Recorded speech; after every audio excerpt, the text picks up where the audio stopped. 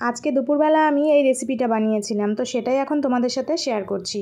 খুব সিম্পল একটা রেসিপি, আমরা নর্মাল সবসময় যেমনভাবে রান্না করে থাকি সেরকমই, তবে একটু আলাদা করার চেষ্টা করলাম। এখানে আমি 5টা ডিম নিয়ে পোচ করে নিচ্ছি, উপর থেকে একটু লবণ ছিটিয়ে দিয়েছি। এই একইভাবে ডিমের পোচ না বানিয়ে অমলেট করেও কিন্তু এই রেসিপিটা বানানো যেতে পারে। টেস্টের কোনো পার্থক্য নেই, তবে দেখতে একটু বেশি ভালো লাগে। সবগুলো ডিম পোচ করে নিয়েছি, একটু নরম নরম করেই করেছি। এবার ওই কড়াইয়ে আরও কিছুটা সাদা তেল অ্যাড করে ডুমো ডুমো করে কেটে রাখা আলুগুলো আমি একটু ভেজে নেব। সামান্য একটু লবণ দিয়ে লাল লাল করে ভেজে তুলব। যখন কোনো কিছু ভেজে রান্না করার প্রয়োজন পড়ে সেক্ষেত্রে কিন্তু ভাজার সময় আমি হলুদ ব্যবহার করি না, কারণ হলুদ ব্যবহার করলে ভাজতে অনেকটাই সময় লেগে যায়। আলুগুলো এরকম লাল করে ভেজে তুলে নিয়েছি। এবার ওই তেলের মধ্যেই দিয়ে দিলাম পটলটাও আমি এরকম ডুমো ডুমো করে কেটে নিয়েছি। এটাও কিন্তু শুধু লবণ দিয়েই ভেজে নেব।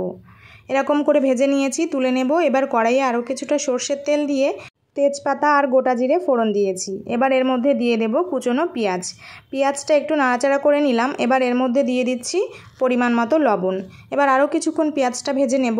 এবার এর মধ্যে একটা মশলার পেস্ট দিয়ে দেব, যেখানে রয়েছে আদা, রসুন, কাঁচা লঙ্কা, শুকনো লঙ্কা, টমেটো, ধনে, জিরে আর হলুদ গুঁড়োটাও আমি এর মধ্যেই দিয়ে দিয়েছিলাম। মশলা ভালো করে কষিয়ে নিয়েছি। মশলা থেকে তেল ছেড়ে এলে ভেজে রাখা পটল আর আলুটা দিয়ে দিয়েছি। এবার এগুলোও খুব ভালো করে কষিয়ে নিতে হবে মশলার সাথে। তারপর এর মধ্যে পরিমাণ মতো গরম জল আমি অ্যাড করে দিলাম। ঢাকা দিয়ে কিছুক্ষণ রান্না করে নিলাম। আলু বেশিরভাগটাই সেদ্ধ হয়ে গেলে এর মধ্যে এবার আমি যে পোচ বানিয়ে রাখা ডিমগুলো দিয়ে দেব। তারপর আরও কিছুক্ষণ ঢেকে রেখেছিলাম, যার জন্য দেখো কুসুমগুলো কিন্তু একদম ঢেকে গেছে। এবার একটু উপর থেকে গরম মশলা গুঁড়ো ছড়িয়ে 1 মিনিট মতো ঢাকা দিয়ে রেখে নামিয়ে নেব।